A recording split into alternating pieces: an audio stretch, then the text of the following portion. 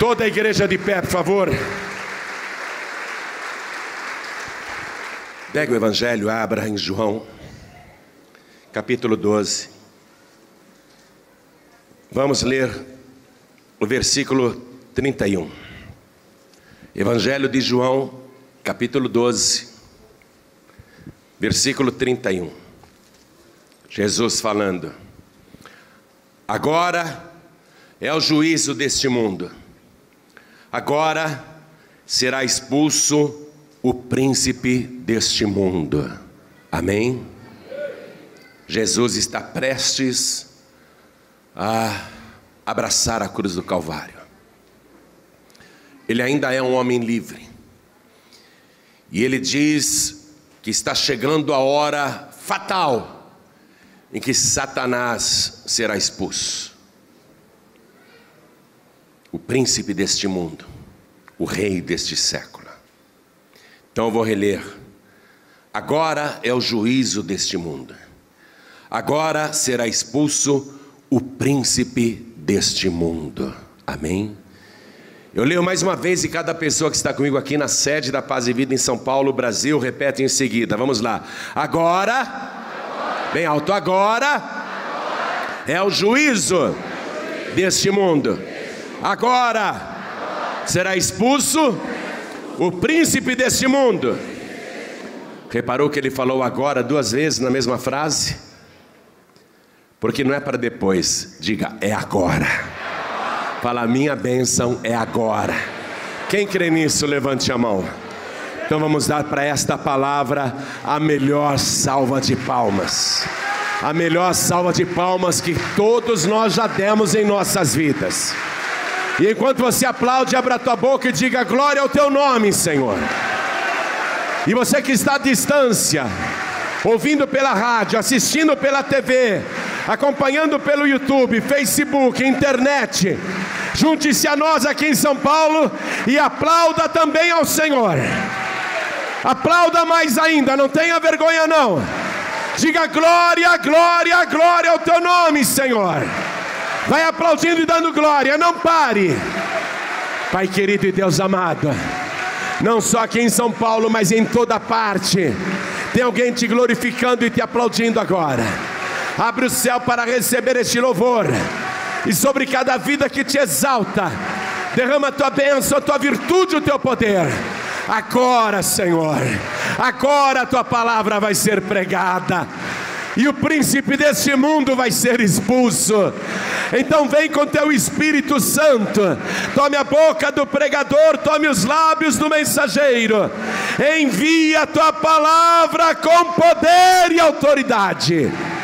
E que a tua palavra vá, percorra toda a terra e produza o resultado para o qual está sendo mandada. Em nome de Jesus. Diga amém, Jesus. Quem tem lugar pode sentar. Amados, a coisa é muito séria. É muito mais séria do que você imagina. Porque a batalha entre o bem e o mal, e na verdade foi do mal contra o bem, começou muito antes de a raça humana existir. Essa batalha foi iniciada muito tempo antes da humanidade, lá no Monte Santo de Deus. No lugar mais alto do Monte Santo, o trono de Deus, um trono apenas. Mais embaixo havia um trono também de um dominador. Era um querubim belíssimo, e o querubim é o anjo da mais alta hierarquia. E ele era, digamos assim, a segunda autoridade do céu. Comandava inclusive o louvor. Porém, aquele querubim que tinha sido ungido para proteger, a missão dele era proteger. Ele quis colocar o trono dele ao lado do trono do Todo-Poderoso no mesmo monte. Mas ali não havia lugar para 2 tronos, apenas um trono. Portanto, só teria uma possibilidade daquela criatura assentar naquele trono, se ele destronasse Deus. E esse querubim sedutor, formoso, ardiloso, astuto, conseguiu convencer 1/3 dos anjos do céu a se unirem no seu projeto louco. Mas ele engendrou a coisa de uma maneira tão boa que 1/3 dos anjos aderiram ao golpe e fizeram um ataque fulminante para destronar Deus. E houve guerra no céu.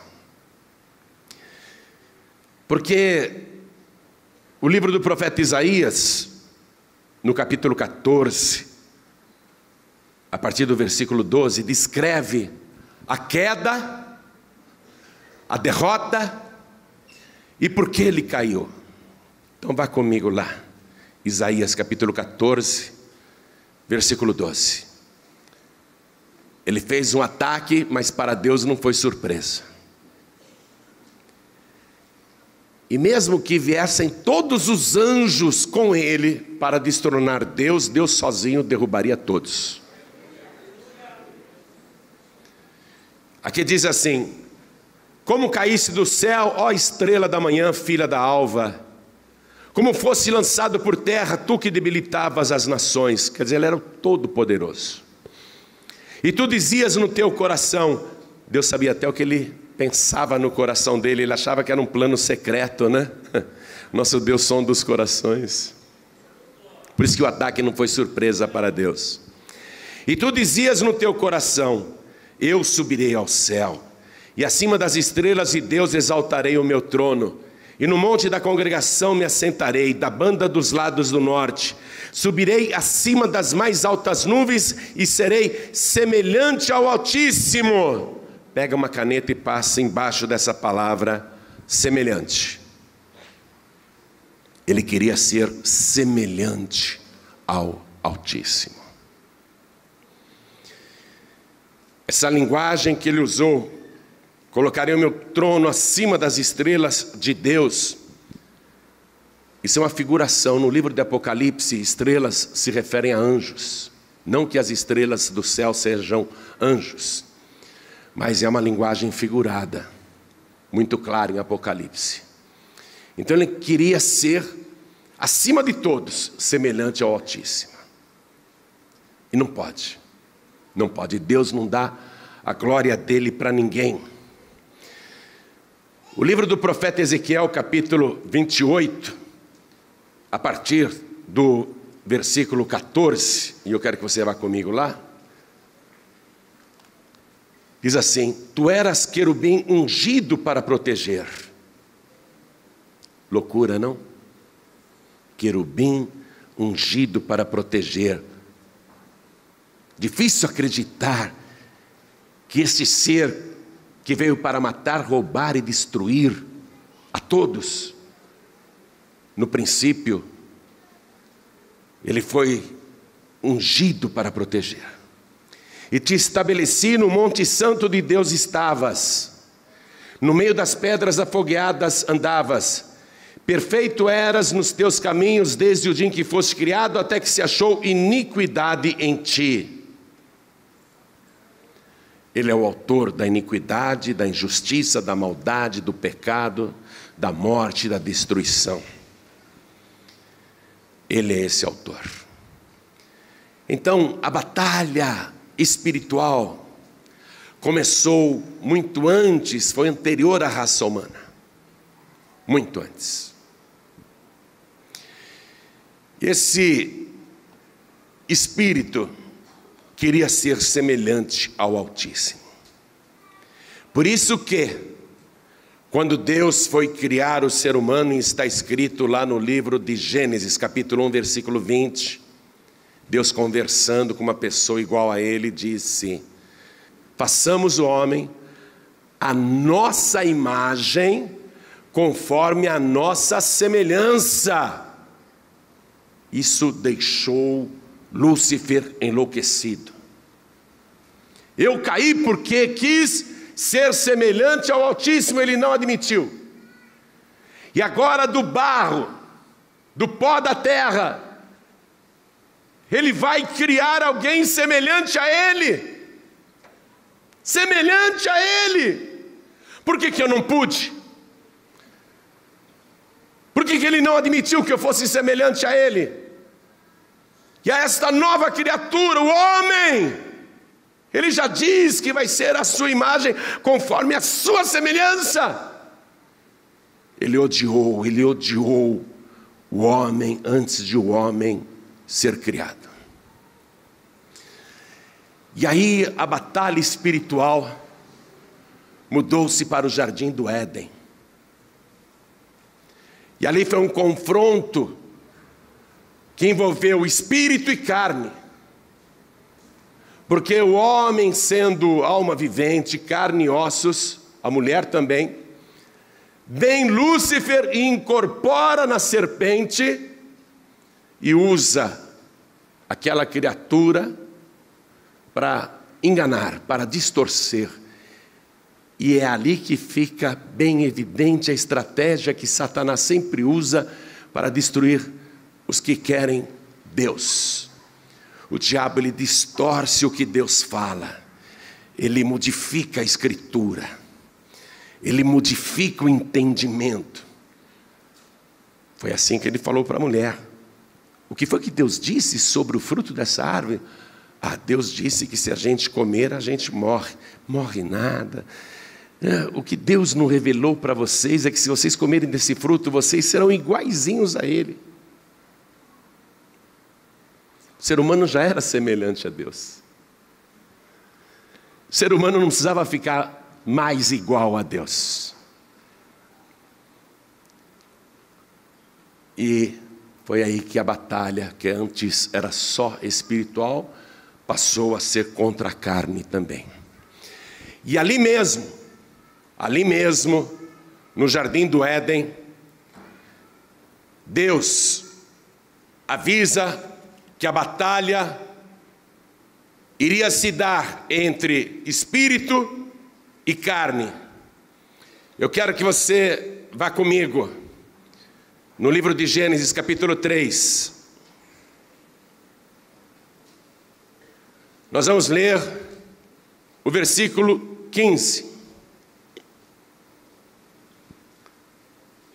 Todos os teólogos dizem que isso é o proto-evangelho, quer dizer, o primeiro evangelho, pregado no jardim do Éden, pelo próprio Deus. Deus falando com Lúcifer. Deus diz assim para Satanás: porém inimizade entre ti e a mulher, e entre a tua semente e a sua semente. Esta te ferirá a cabeça, e tu lhe ferirás o calcanhar. Uma batalha espiritual com consequências sangrentas, que envolve a carne, não é só no espírito, envolve a carne. Então aqui Deus revelou que uma pessoa nascida da mulher, veja, da mulher, a responsável pela queda humana, seria usada depois para a elevação da humanidade. Porque Deus conserta tudo. Deus está dizendo: eu vou usar uma mulher. E da semente da mulher, semente da mulher, ou seja, sem a semente do homem. Da semente da mulher, eu vou levantar um que vai te esmagar a cabeça, Satanás. Mas tu lhe ferirás o calcanhar. Passaram-se milhares de anos e chegou finalmente o momento em que a batalha profetizada aqui no Éden, e foi o versículo que eu li para você no começo, agora será expulso o príncipe deste mundo. Chegou a hora, a batalha espiritual, essa batalha aqui, para esmagar a cabeça da serpente e para, finalmente, libertar a humanidade desse domínio. Mas não foi tão simples assim Jesus chegar ali na cruz e fazer esta obra. Primeiro ele foi gerado no ventre imaculado de uma virgem, sem a semente do homem. Primeiro ele foi gerado pelo Espírito de Deus, somente da semente da mulher. Ele é o único ser humano na história, na terra, no universo, que não tem a semente do homem. Você sabe muito bem que uma mulher sozinha não consegue gerar. Ela precisa da semente do homem. Aquele que iria esmagar a cabeça da serpente seria o único que teria apenas a semente da mulher. E ele nasce gerado pelo Espírito de Deus, e apesar de todas as tentações e provocações, ele se mantém santo, puro, irrepreensível, imaculado, como sempre foi. Mantém-se totalmente puro, até o dia em que ele vai se batizar nas águas. Ali ele toma a fila dos pecadores, já mostrando que a sua missão era em favor dos pecadores. João Batista se recusa a batizá-lo porque sabe que ele é santo, ele é o Cordeiro de Deus que tira o pecado do mundo. Não, eu não posso te batizar, eu é que preciso ser batizado por ti, vens tu a mim? E Jesus diz: me batize, porque assim nos convém cumprir toda a justiça de Deus. E a palavra diz que do Rio Jordão ele foi conduzido pelo Espírito de Deus ao deserto para ser tentado pelo diabo. Veja, não foi o diabo que levou Jesus até o monte da tentação, foi o Espírito de Deus que conduziu Jesus para ser tentado pelo diabo. E Jesus revela ali quais são as principais armas que o homem, o ser humano, e ele estava ali como ser humano, como homem, não como Deus, não como filho de Deus. Ele mostra quais são as armas que o ser humano deve usar para esta batalha espiritual contra as forças das trevas, porque são forças malignas, destruidoras, e elas são empenhadas em produzir o resultado de destruir, matar, roubar. Jesus começa a orar lá no alto do monte, sozinho. Nós conhecemos o local, fica em frente à cidade de Jericó, um deserto total, não tem água, não tem nada, no alto daquele monte árido, seco, que de dia a temperatura é escaldante e de noite é congelante. Ali ele fica em oração. Primeira coisa, a oração. Ele foi orar. Ele podia falar: mas eu não preciso orar, eu sou santo e irrepreensível, não tenho pecado, eu sou uma pessoa perfeita, eu sou salvo, eu sou eterno, para que eu vou orar? Ele podia dizer isso. Atenção, nunca se ache bom ou boa demais que não precise orar. Eu fico admirado com Jesus, que para comer um pedaço de pão de cevada, que era um pão de pobre, não era nem um pão de trigo, para comer um pedaço de um pão de cevada amanhecido, ele erguia os céus e agradecia a Deus. Fico admirado como ele orava o tempo todo. Fico admirado. E ele primeiro está orando. Então a primeira coisa que você tem que fazer é orar. Não importa quão santo ou santa você seja ou se ache ser, você tem que orar. E veja, ele jejua em oração, e ele vai orar 40 dias e 40 noites, significando que a oração não é só apenas de dia, a oração também é de noite e é de madrugada. Está aprendendo isso? Não é orar apenas num determinado momento do dia ou da noite, quando vai dormir. A oração é de dia, a oração é de noite. Então ele fica lá no monte, 40 dias e 40 noites. Outro detalhe, ele jejua. Porque mais tarde ele vai ensinar que tem uma casta, uma categoria de demônios que não sai com coisa alguma a não ser por força de oração e jejum. E Jesus sabe que ele tem que se preparar para essa grande batalha, porque todo o inferno estará reunido para que ele fracasse. É a maior obra de redenção de todos os tempos. Deus tem uma grande obra para fazer na tua vida e na tua família. Redimir você e a tua casa. É necessário o jejum. Você tem que jejuar. Há quanto tempo você não jejua? Agora surgiu aí entre os jovens uma nova moda para emagrecer que se chama jejum intermitente. Impressionante como os jovens estão levando a sério esse jejum intermitente para emagrecer. As pessoas estão levando mais a sério um jejum para emagrecer do que um jejum para enfrentar Satanás nesta batalha espiritual. O jejum caiu de moda. E esse jejum intermitente, você sabe como é que é? Eu vou te contar. Não vou não, senão você vai fazer. Vou contar coisa nenhuma. Estou te falando desse jejum aqui, ó. Esse tem que ser o jejum intermitente. O jejum intermitente tem que ser esse que Jesus fez. Não é de vez em quando, é intermitente, é o tempo todo. Você jejua, porque essa é a segunda arma que Jesus usou para se preparar para o confronto, porque o confronto é inevitável. Você pode dizer, não, eu não quero brigar com o diabo, deixa ele quietinho, eu fico na minha, ele fica na dele. Não tem essa não, ele já está em guerra contra você. Não há como escapar dessa batalha e quer saber, você não tem para onde correr. Não há esconderijo seguro para que você fique fora das vistas de Satanás, que deseja te matar, te roubar e te destruir. Então preste atenção, oração e jejum.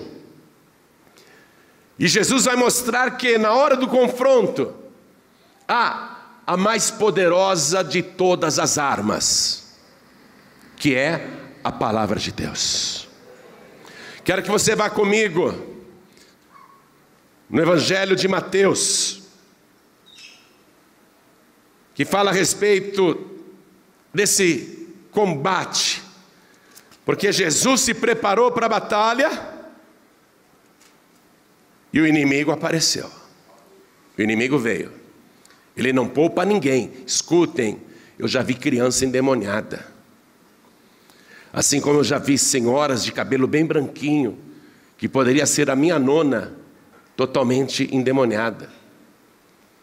O diabo não respeita a idade de ninguém. Ele não respeita autoridade nenhuma. Veja que ele se apresenta aqui pessoalmente para tentar Jesus, para destruir Jesus. Evangelho de Mateus capítulo 4, versículo 3. E chegando-se a ele o tentador disse, se tu és o Filho de Deus.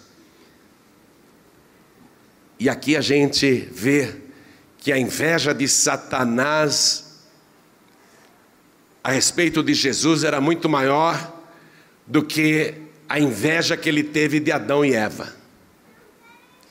Porque Adão e Eva eram semelhantes a Deus. Jesus não. Ele é o próprio Deus. Ele é o Filho do Deus Altíssimo. Satanás não se conforma. Um corpo humano semelhante a Deus já é intolerável, porque é barro, é pó, é cinza. Mas o Filho de Deus num corpo humano, o diabo está enlouquecido de inveja. Se tu és o Filho de Deus, manda que estas pedras se tornem em pães. E Jesus já estava há 40 dias sem comer e sem beber nada. Deixa eu dizer uma coisa para você. O ser humano, se ele fica desempregado, ou perde os seus negócios, ou toma prejuízo, ele fica aborrecido. Mas ele sai à luta, ele vai procurar emprego, ele vai tentar abrir um novo negócio, vai tentar dar a volta por cima. O ser humano pode estar com pouco dinheiro, mas ele vai à luta para ganhar mais dinheiro. Mas quando o ser humano está passando fome, quando está faltando o pão de cada dia, quando a barriga está roncando porque não há o que comer, essa é a hora em que o espírito humano está mais enfraquecido e mais acessível para provocações. Não é? O ser humano com fome, ele fica irritadíssimo. Eu num domingo depois que eu jejuo, eu não vejo a hora de entregar o jejum e almoçar. E se o almoço demora, eu fico nervoso. Quem é assim? Levante a mão. Se a comida demora, a gente fica nervoso. Não é, pastor Nilton? O ser humano, quando está com fome, é a pior das necessidades. E Satanás chegou em Jesus para tentá-lo na pior das necessidades. Quando ele já estava 40 dias sem comer, e o diabo oferece pedras e diz: transforme-as em pães, se tu realmente és o Filho de Deus. Jesus, com fome, podia falar: me dá essas pedras aqui, eu vou te provar que eu sou o Filho de Deus mesmo. Mas Jesus sabia muito bem que ele não poderia fazer o que o diabo sugeria, porque isso significaria levar uma vida de acordo com as sugestões de Satanás, de acordo com as ideias do diabo, de acordo com as orientações das trevas. Quem estava dando aquela orientação era o próprio inferno. Como que Jesus poderia aceitar aquela orientação? Aí você me diz: vou jogar na loteria para resolver meu problema. É o diabo sugerindo isso no teu ouvido.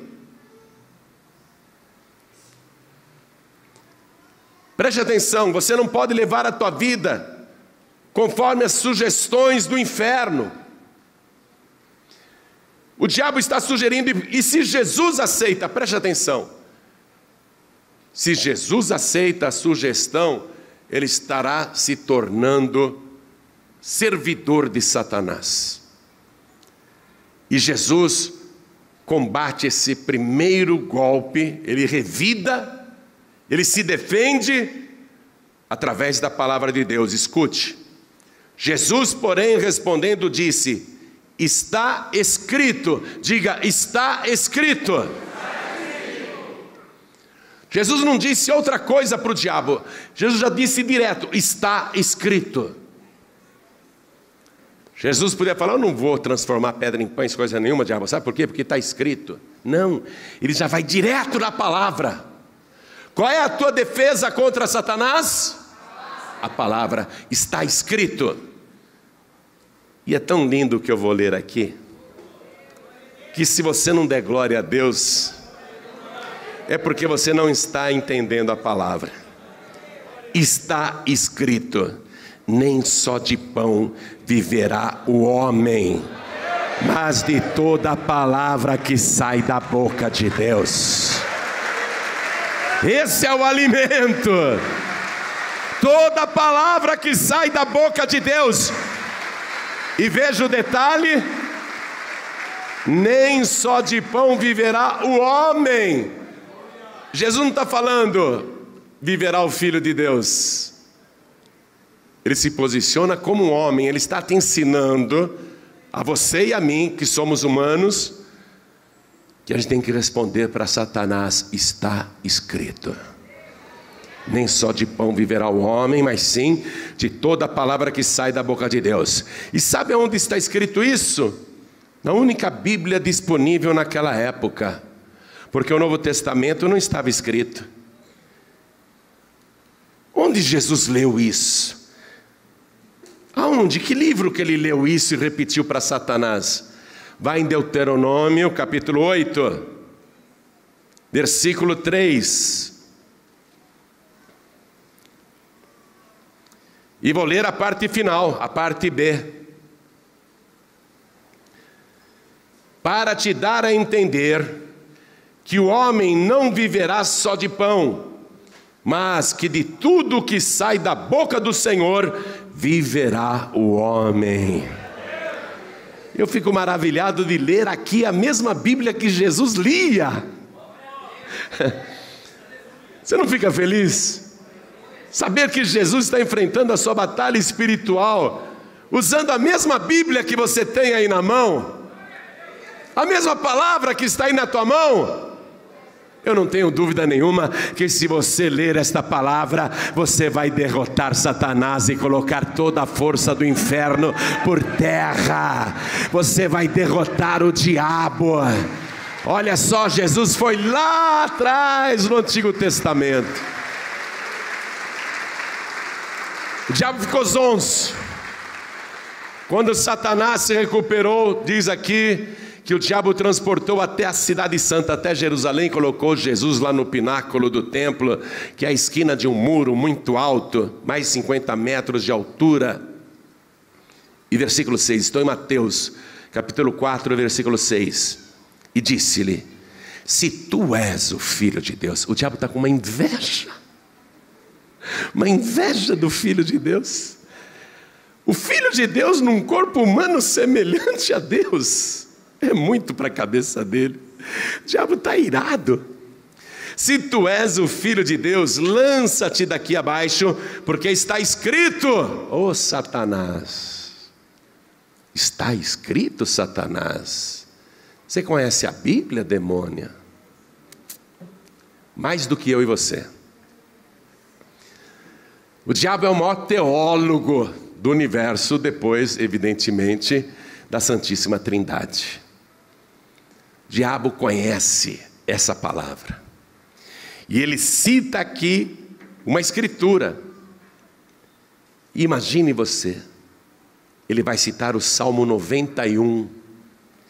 Aquele mesmo salmo que você deixa a tua Bíblia aberta, empoeirada lá no móvel, achando que o Salmo 91 vai espantar o diabo. Que tolice a tua, né? Que tolice a tua. Você nem parece salvo. Está com um amuleto, está fazendo da Bíblia um amuleto. O diabo disse para Jesus: está escrito, aos seus anjos dará ordem a teu respeito, e tomar-te-ão nas mãos para que nunca tropeces em alguma pedra. Vai lá no Salmo 91, versículo 7. Exatamente esse versículo. O diabo também tem a nossa Bíblia. Eu não me conformo com isso. O diabo tem a tua Bíblia. Deus e o diabo têm a tua Bíblia. Está escrito que aos seus anjos dará ordem a teu respeito, para que não tropeces com teu pé em nenhuma pedra. Eles te sustentarão nas tuas mãos. O diabo citando o Salmo 91, versículo 7. Pode pular. Jesus, você é o Filho de Deus. Pode pular, porque a palavra garante. Pode pular pela fé. Pode pular pela fé que não vai acontecer nada. Pode pular porque é a palavra de Deus. Está dizendo que não tem perigo, pode pular, viu? Os anjos de Deus te tomarão pelas mãos. Na verdade, o diabo está ironizando. O diabo citando o Salmo 91, versículo 7. Aí Jesus devolve o golpe, citando outra vez a palavra. Versículo 7. Estou em Mateus capítulo 4, versículo 7. Disse-lhe Jesus: também está escrito. Olha que palavra, também está escrito. Já você pode citar a palavra do teu jeito, mas também está escrito: não tentarás o Senhor teu Deus. Será que Jesus leu isso aonde? Onde será que Jesus leu? No mesmo livro de Deuteronômio. Volta lá. No mesmo livro, você vê no único livro, Jesus está se defendendo dos ataques do diabo e contra-atacando com a palavra. Também está escrito: não tentarás o Senhor teu Deus. Deuteronômio capítulo 6, versículo 16. Versículo 16, parte A. Jesus citou isso aqui: não tentareis o Senhor vosso Deus. Tem gente que faz besteira e fala: não, mas a palavra de Deus me garante lá. Eu já vi gente fazendo coisas contra o reino de Deus e dizendo: mas depois eu oro e peço perdão, porque está escrito que Ele perdoa. Cara, pronta e fala: mas depois eu peço perdão. Jesus não vai pular, Ele não vai tentar a Deus, Ele não vai fazer uma coisa errada por sugestão de Satanás. Voltando para Mateus capítulo 4, versículo 8. Novamente o transportou o diabo a um monte muito alto e mostrou-lhe todos os reinos do mundo e a glória deles. O Evangelho de Lucas, quando cita esta parte, diz que o demônio falou assim: tudo isto te darei, porque a mim me foi entregue, se tu prostrado me adorares. O domínio, o diabo está dizendo. E aqui em Mateus a frase está simplificada. Veja o versículo 9. Satanás disse para Jesus: tudo isto te darei. Você aceitaria uma vida confortável, riquezas, luxo, oferecidos pelas mãos sujas do diabo? Pensa bem, você tem aceitado muita coisa de Satanás, ele tem colocado muito manjar na tua frente e você tem comido. Ele colocou isso diante de Jesus. Ajoelha, se você se ajoelhar, tudo isso te darei. Eu já escutei pessoas dizendo assim: o diabo não tem nada, o diabo é mentiroso. Como é que Jesus não chamou o pai da mentira de mentiroso aqui? Porque é verdade, o mundo jaz no maligno. O diabo tem as coisas nas mãos. O diabo ele tem as almas nas mãos.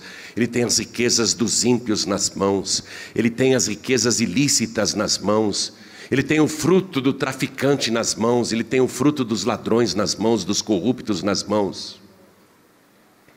O diabo tem muita coisa que ele pode dar. Ele tem governos nas mãos, ele tem repartições nas mãos, ele tem autoridades nas mãos, ele tem até juízes nas mãos, delegados nas mãos, promotores ele tem nas mãos. O diabo tem muita coisa, gente. Banqueiros nas mãos, industriais nas mãos, ele tem empresários nas mãos. O diabo tem muita coisa, você não imagina como o diabo tem coisa. Jesus não contradisse Satanás. Jesus não disse: mentiroso, você não tem nada, quer me oferecer, você não tem nada, você não tem nem casa para morar. O diabo tem cada mansão, ele tem cada bordel, ele tem cada casa de prostituição, ele tem cada casa de jogo, ele tem cada cassino, ele tem cada lugar de perdição, hiper luxuoso, maravilhoso, carrões, gente elegante, bonita, ele tem muita coisa, ele tem muito povo. O diabo tem sim. Tem. Jesus não desmentiu Satanás porque ele tem. Mas o diabo tem como? Quem deu para ele? Porque lá quando Deus disse que criou o ser humano, está escrito: e depois de fazermos o homem à nossa imagem, conforme a nossa semelhança, domine ele sobre tudo. Deus entregou o domínio para o ser humano, não para Satanás. E como que o domínio que Deus entregou para o ser humano foi parar nas mãos de Satanás? São as pessoas que fazem a vontade do diabo, que aceitam suas sugestões, que vivem por suas orientações. Quando essas pessoas fazem isso, elas estão entregando o domínio de suas vidas, inclusive suas almas, para Satanás. No mundo jurídico, nas leis do nosso país e no mundo todo, o domínio é um direito real que pode ser transferido. É seu, mas você tem um carro, por exemplo, e resolve passar o domínio desse carro para o teu filho. Você faz a transferência. Você tem um apartamento ou uma casa e você resolve fazer a transferência desse domínio para alguém da sua família. A filha que vai casar Então você pega o seu apartamento e você transfere o domínio para ela. O domínio é isso, é uma coisa que pode ser transferida. E o ser humano, quando atende à vontade do diabo, ele transfere o domínio da sua vida para Satanás. É por isso que Satanás 3 vezes está fazendo sugestões para Jesus cair na armadilha. Porque se Jesus aceita qualquer orientação de Satanás para aquele momento, ele iria transferir o domínio da sua vida, ele se tornaria escravo do diabo, seria aprisionado. Olha o exemplo de Jesus, ele prefere passar fome, ele prefere passar sede, ele prefere não ter nada, mas ter a presença de Deus, do Todo-Poderoso, continuar com a certeza da salvação. Satanás diz: tudo isso eu te darei se prostrado me adorares. Aí Jesus responde outra vez com a palavra. Vamos lá, Mateus capítulo 4, versículo 10. Então disse-lhe Jesus: vai-te, Satanás. Fala, vai-te, Satanás. Porque está escrito. Quer mandar o diabo embora? Tem que ser em cima da palavra. Vai-te, Satanás, porque está escrito: ao Senhor teu Deus adorarás e só a Ele servirás. Só a Ele. Só a Ele. Não tem espíritos, não tem entidades, não tem anjos, deuses. Ao Senhor teu Deus adorarás e só a Ele, diga, só a Ele servirás. Você não pode servir ídolos, você não pode servir imagens, você não pode servir criaturas. Está começando a pegar coisa ou não? A palavra de Deus diz que o diabo se esconde atrás dos ídolos. Quando você está ali ajoelhado, ajoelhada na frente de uma imagem, você pode pensar até que a imagem é de Jesus Cristo, mas atrás daquele ídolo está Satanás. Porque Deus proíbe você se prostrar diante de qualquer imagem. De qualquer imagem. Está escrito. Está escrito. Você tem que respeitar o que está escrito. Deus mandou Moisés escrever: não farás para ti imagem alguma de escultura semelhante ao que há em cima no céu, embaixo na terra ou nas águas debaixo da terra. Não te inclinarás diante delas e nem as servirás, porque eu sou o Senhor vosso Deus. Está escrito. Está escrito: ao Senhor teu Deus adorarás, e só a Ele, diga, só a Ele. Jesus aqui na terra disse: Deus é Espírito, e os verdadeiros adoradores adorarão a Deus em espírito e em verdade. Só a Ele adorarás e só a Ele servirás. Versículo 11. Resultado desse confronto, Jesus usando as armas da oração, do jejum e da palavra. Então o diabo o deixou, e eis que chegaram os anjos e o serviram. Quem é fiel vai acabar sendo servido pelos anjos de Deus. Quem adora só a Deus vai ser servido pelo céu. Mas há um detalhe que o Evangelho de Lucas nos conta, capítulo 4, vamos lá. Evangelho de Lucas, estou terminando a mensagem. Capítulo 4, versículo 13. Quero que você ache. Achou? Lucas 4, versículo 13. E acabando o diabo toda a tentação, ausentou-se dele por algum tempo. Eu leio que o diabo acabou toda a tentação. Não foi isso que eu li? E acabando o diabo toda a tentação. Acabou, estou livre. Estou livre. Resisti com oração, resisti com jejum, resisti com a palavra, rebati com a palavra. diabo acabou toda a tentação, estou livre. E ausentou-se dele por algum tempo. Outras traduções dizem assim: até ocasião oportuna. Tem alguém com essa tradução aí? Muita gente, ó. E acabando o diabo toda a tentação, ausentou-se dele até ocasião oportuna. Em quais Bíblias está escrito assim? Levante a mão. Muitas pessoas com essa tradução.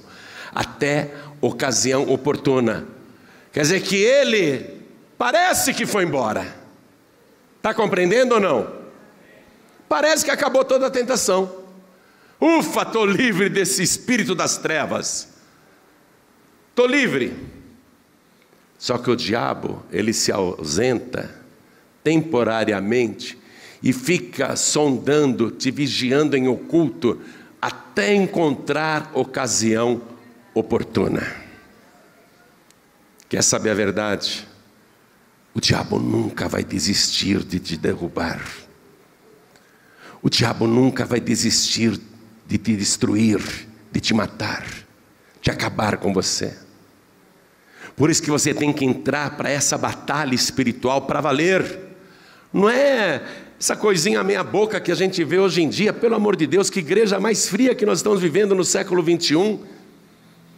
Justamente no momento mais crucial e importante da história da humanidade, que antecede a volta de Jesus, nós vemos os salvos completamente desligados, como se Satanás não existisse, e aderindo a todos os modismos deste século, e aceitando a todas as sugestões de Satanás, e fazendo muitas vezes aquilo que agrada o diabo, achando, não, tudo bem, não faz mal, depois eu peço perdão.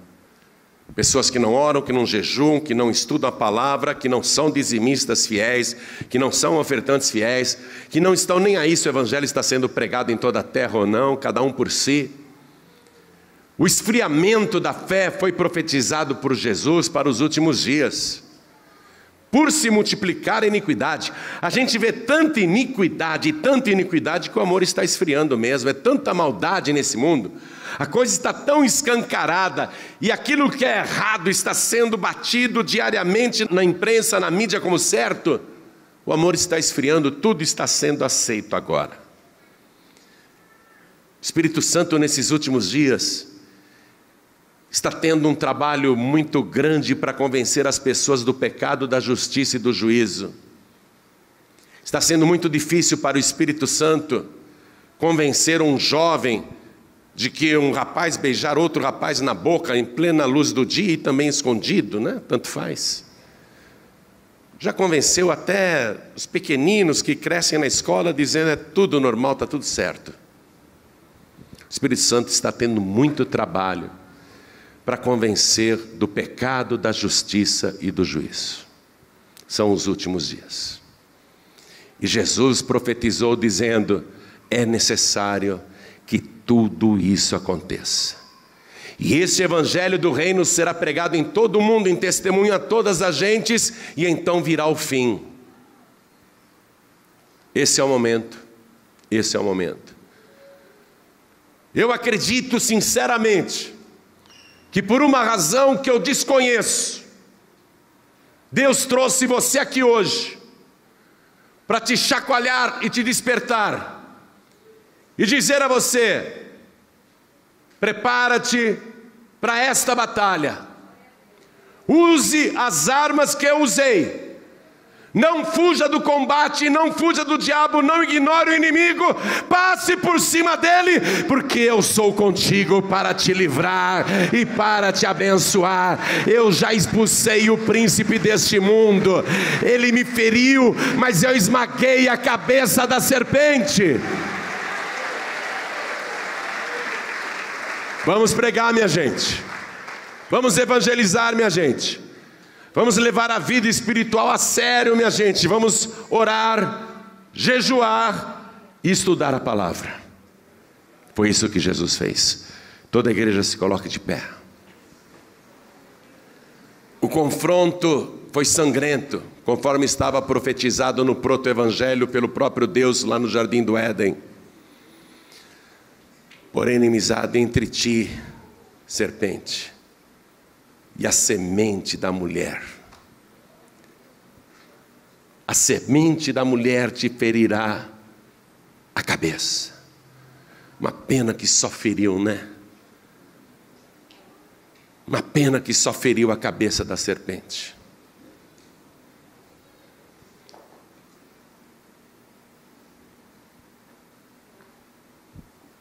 Ele te ferirá a cabeça, e tu lhe ferirás o calcanhar. Um dos lugares onde os cravos passaram por Jesus, lá na cruz do Calvário, foi justamente aqui, ó. Aqui, no calcanhar. Os romanos crucificavam com um prego enorme, um só prego que atravessava os dois calcanhares. E ele foi ferido no calcanhar. O combate, que antes era só espiritual, atingiu a carne. Jesus foi ferido. O diabo comemorou. Fui além, consegui matá-lo, ali é a sepultura dele. Fiz enrolarem o corpo dele e amarrarem bem com panos.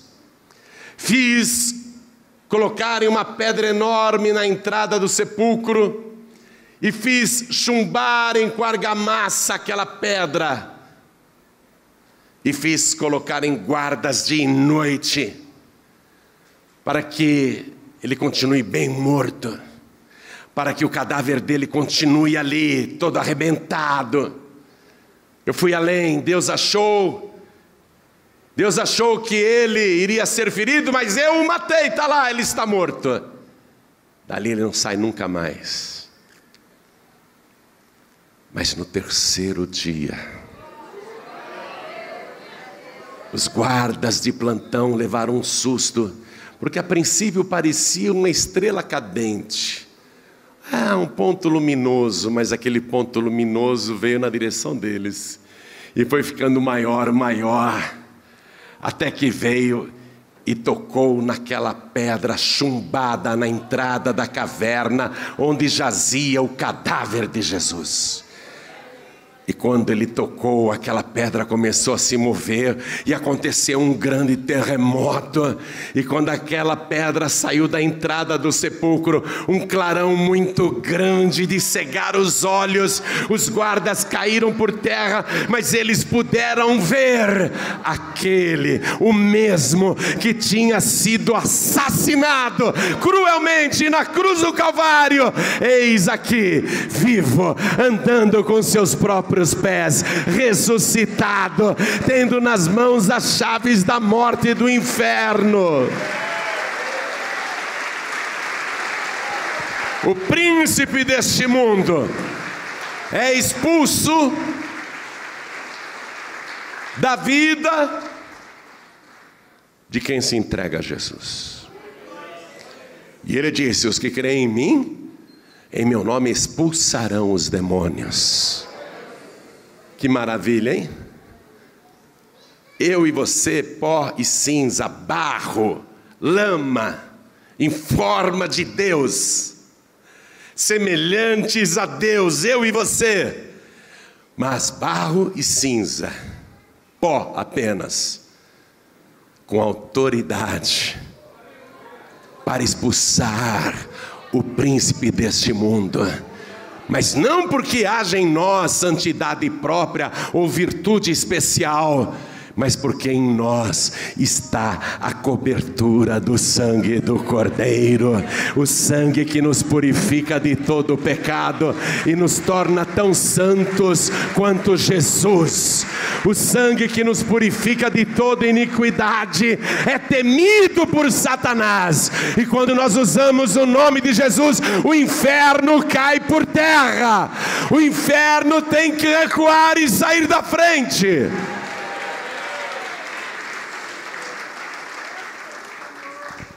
Hoje você vai ter a oportunidade de ser propriedade exclusiva de Jesus. Você, do jeito que está hoje, é criatura feita à imagem e semelhança de Deus. Mas uma criatura feita à imagem e semelhança de Deus não é páreo para Satanás. Ele derrubou Adão e Eva. Você só vai ser páreo para o diabo. Ele só vai ter medo de você se você for filho de Deus. E no Evangelho de João, capítulo 1, versículo 12, está a fórmula que transforma você de criatura para filho, filha de Deus. Porque só criatura de Deus o diabo não tem medo. O diabo não respeita um ser humano normal à imagem e semelhança de Deus. Esse ele não respeita, é só uma criatura. O diabo respeita o filho de Deus, a filha de Deus. A fórmula é bem simples, olha só, está escrito assim: mas a todos quantos o receberam, deu-lhes o poder, de serem feitos filhos de Deus, aos que creem no seu nome. Você tem que crer em Jesus, crer que Ele é o Filho de Deus, e sendo o Filho de Deus, Ele é o próprio Deus. Você tem que crer que Ele é o Todo-Poderoso, o Alfa e o Ômega, o princípio e o fim. O único ser humano nascido somente da semente da mulher, o único que viveu neste mundo sem nenhum pecado, e guardou-se santo e imaculado para morrer por cada um de nós aqui presente, e levar sobre si todos os nossos pecados, doenças, tormentos e enfermidades. Você tem que crer que Ele morto foi colocado naquele sepulcro na sexta-feira à tarde, mas no domingo pela manhã Ele ressuscitou dos mortos e está vivo pelos séculos dos séculos. Você tem que crer que depois de ressuscitado, Ele ainda andou nesta terra pelo espaço de 40 dias, para que todo mundo conferisse que era Ele mesmo, de carne e ossos. E Ele dizia: pode me tocar, eu não sou um fantasma, porque um espírito não tem carne nem ossos como vedes que eu tenho. Ele ficou 40 dias na terra para que as pessoas pudessem vê-lo com o mesmo corpo que tinha morrido na cruz, ver o mesmo corpo vivo, um corpo glorioso. Mas Ele mesmo, Ele ficou aqui para provar que o mesmo que morreu na cruz foi o mesmo que ressuscitou em carne e ossos. Diferente do que algumas religiões ensinam por aí, que Ele ressuscitou em espírito, uma loucura total, é o diabo torcendo a Escritura para enganar você. Não, Jesus, o mesmo que morreu na cruz, seu cadáver ficou no sepulcro no final da sexta-feira, no sábado inteiro, e no início daquele domingo Ele ressuscitou. O mesmo que morreu na cruz, porque Ele disse: eu sou a ressurreição e a vida, quem crer em mim, ainda que esteja morto, viverá. Você tem que crer nesse Jesus, que subiu aos céus, e disse: eu vou preparar lugar para vocês, e virei outra vez, e vos tomarei para mim mesmo, para que onde eu estiver estejais também. Você tem que crer nesse Jesus. Mas a todos, olha só, todos, hein? Você pode no passado ter feito pacto no terreiro com o próprio Lúcifer. Você pode ter bebido sangue num lugar de magia negra e fez um pacto com o demônio, com o próprio Satanás. Ficou dias e dias trancada nua, num quartinho escuro, ali rolando nas próprias fezes e bebendo sangue de animais. Você pode ter feito coisas tenebrosas no passado, mas a palavra de Deus está dizendo que não tem exceção. Mas a todos quantos o receberam, todos quantos o receberam. Você pode ter sido o pior pecador deste mundo, mas a palavra não abriu exceção. A todos quantos o recebem, Ele dá o poder de serem feitos filhos de Deus, aos que creem no seu nome, aos que creem nesse Jesus que eu te preguei, não num Jesus de barro ou de gesso, ou numa estampa qualquer, esse Jesus glorioso e poderoso, que breve vai voltar. Se você crer nele e o receber agora, o teu nome vai ser escrito no livro da vida do Cordeiro. E estando o teu nome escrito ali, você vai receber aqui e agora o poder para se tornar filho e filha de Deus. É só receber Jesus. É só dizer: eu quero receber Jesus. Então eu pergunto: quem aqui quer receber Jesus como único, suficiente, exclusivo e eterno Salvador? Ergue a mão direita o mais alto que puder. Eu quero recebê-lo agora. Ergue a mão direita bem alto, diga: eu quero. Todos que ergueram as mãos, vem aqui para frente, por favor. Sai do seu lugar agora e venha do jeito que você está. Pode trazer todos os seus vícios juntos, pode trazer todos os seus pecados com você, pode trazer todos os teus sofrimentos e doenças, porque hoje Satanás vai ser expulso para sempre da tua vida. Vamos aplaudir mais por cada pessoa que está chegando. Vai chegando. Mas a todos quantos o receberam, deu-lhes o poder de serem feitos filhos de Deus. Jesus disse: quem me confessar diante dos homens, também eu confessarei o seu nome diante do meu Pai que está nos céus.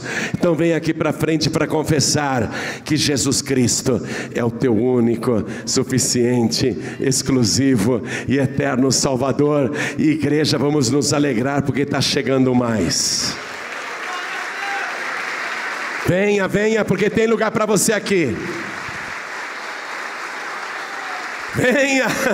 Está sentindo vontade de vir? Então venha.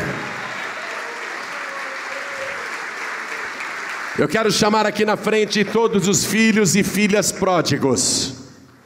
Você já conhece a palavra, não está frequentando igreja nenhuma, mas você fez tão bem hoje de vir aqui. Hein, filho pródigo, hein, filha pródiga. Você que não está em igreja nenhuma, não é membro de igreja nenhuma, há quanto tempo você não toma Santa Ceia, sendo uma pessoa já batizada, hein? Até quando você vai ficar fora da casa do Pai? Hoje você veio, por alguma razão o Pai te ama tanto que Ele não desiste de você, e Ele está te chamando agora. Vem filho pródigo, vem filha pródiga, vem para cá. Vem para cá, vamos aplaudir mais. Porque esse meu filho estava morto e reviveu. Esta minha filha tinha se perdido e foi achada. Oh glória, vamos aplaudir mais. Vem, está chegando mais, vem depressa. Vem, oh glória, está vindo mais, vem. Vem filho pródigo, está tendo festa no céu por tua causa agora. E eu quero chamar todos os que estão manquejando, fraquejando. Pastor Joaíbe, esta palavra que eu ouvi hoje falou muito comigo, porque muitas vezes eu não oro, muitas vezes eu não leio mais a palavra, e faz muitas e muitas vezes que eu não jejuo, às vezes faz tempo que eu não jejuo. Essa palavra falou muito comigo, eu me sinto fraca para essa batalha. Eu percebo que Satanás tem avançado contra a minha vida, e eu quero me fortalecer. Essa palavra falou comigo, eu quero mais, eu quero orar mais, eu quero ter forças para jejuar, eu quero estudar mais a palavra, eu quero ter mais vontade de ler a palavra. Me ajuda? Ajudamos sim, vem aqui para frente que nós vamos orar por você. Vem aqui para frente que nós vamos orar. Quero falar com você que está assistindo essa mensagem pela TV, ou pelo YouTube, ou pelo Facebook, pela internet. Essa palavra é com você. Quer entregar a vida para Jesus ou voltar para Jesus? Se possível, ajoelhe-se aí ao lado do teu rádio, ao lado do teu televisor, ao lado do teu computador.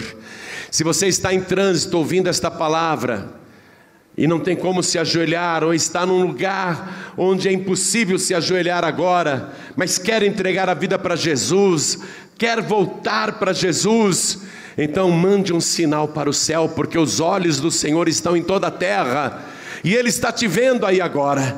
O sinal que eu quero que você mande para Deus é o seguinte: a distância mesmo, Deus está te vendo. Coloque a mão direita sobre o teu coração, porque Deus está entendendo e Deus está te vendo. Isso, mesmo quem não pode se ajoelhar à distância, coloque a mão direita sobre o coração. E todos nós que estamos aqui na sede da Paz e Vida, São Paulo, Brasil, vamos nos ajoelhar diante do altar, e a igreja continue de pé, porque eu vou precisar da oração da igreja agora. Você que está de joelhos aqui na frente, coloque a mão direita sobre o teu coração. E todos que estão à distância também, se entregando para o Senhor, recebendo Jesus, ou voltando para Jesus, cada pessoa aqui ou à distância, ore assim comigo: meu Deus e meu Pai. Diga com fé: meu Deus e meu Pai, nesta minha oração, eu quero pedir o perdão de todos os meus pecados. Apague, Senhor, as minhas iniquidades e me purifica com o sangue do Cordeiro, o sangue que tira o meu pecado. Lava a minha alma, lava o meu espírito, lava o meu corpo, purifica os meus olhos, purifica os meus lábios, purifica as minhas mãos, purifica os meus pés, purifica os meus ouvidos. Eu quero, Senhor, te servir, porque a partir de hoje eu vou te amar, eu vou te adorar com todo o meu coração, com toda a minha alma, com todo o meu entendimento, com todas as minhas forças, e em espírito e em verdade. Meu Deus, muito obrigado por ter me achado, muito obrigado por ter falado comigo. Eu te suplico, Senhor, me recebe também, do mesmo modo que eu recebo o Senhor, me recebe também, e escreve o meu nome, e garante o meu nome no livro da vida, e não permita que o meu nome seja riscado do teu santo livro. Me ajuda, Senhor, com teu Espírito Santo, a perseverar até o fim e aprender como me defender e contra-atacar o inferno. Eu quero, meu Pai, libertação, eu quero paz na minha vida. Eu tenho este direito, porque é de coração e com toda a fé que eu recebo o Senhor Jesus como meu único, suficiente, exclusivo e eterno Salvador para todos sempre. Amém.